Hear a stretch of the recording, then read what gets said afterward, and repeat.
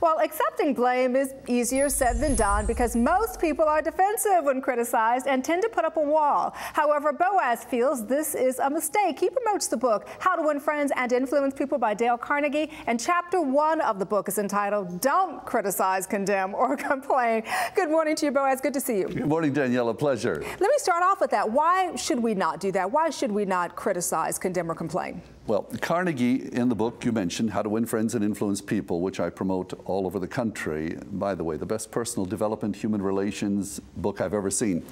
He said the 3 C's, don't criticize, condemn, or complain. He was very clear about it. He was blunt. He said, if you want to put the nails in the coffin of any relationship, whether it's with a spouse, a child, a friend, a coworker, or a client, go ahead and criticize, condemn, or complain. He said, just don't do it. Well, but what if somebody else does it to you? Okay. In the first chapter in the Carnegie book, he gives some stories about some of the gangsters of the last century. Al Capone, for example.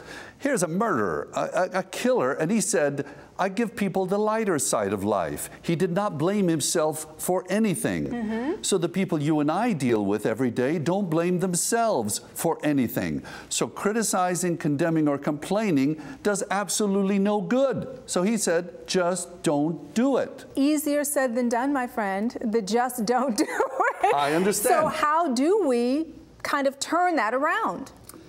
Here's how it's done. If we will just make ourselves a mantra, let's say for 1 week, not to criticize, condemn, or complain to anybody. Just do it for 1 week and see what happens. Because when we criticize someone, it hurts their self-image. It tears them down in their own eyes, and they're going to look for ways to justify themselves. So it does absolutely no good. So let's turn that around and decide for 1 week, I'm not going to criticize, condemn, or complain with anybody, and just see what happens. What's the worst that can happen? The worst that can happen is that you find you're bored to death because you have nothing to say. You have nothing But the negative best to say. that could happen is you might find relationships to be warmer and nicer because we're not tearing people down.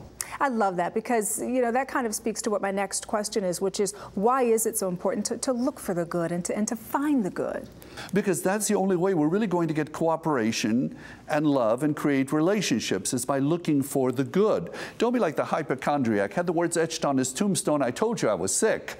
So let's look for the good because that's going to make the best come out of everybody we deal with, whether it's our spouse, our children, or our friends. They will want to do better when we look for the good, and when we criticize, they want to defend themselves and go the other way. Now, one of the things you said is you said, let's do this for a certain period of time and see how it works. All right, but how do we keep that going? Because it's just like a diet. You can go on a diet, right? And you're on that diet for a month, you start looking good, but then you go eat those chocolate chip cookies. Exactly. How do we keep this looking for the good, not criticizing, condemning, or complaining, going for longer than a month or 2 months, making it a permanent habit? Absolutely. First thing is to realize how important it is to do this.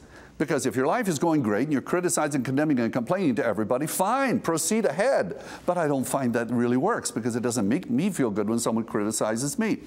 So I suggest for people to write one positive affirmation that states the good about this. To say, I look for the good in everyone. I look for the good in everyone, and just say that the first thing every morning, the last thing every night.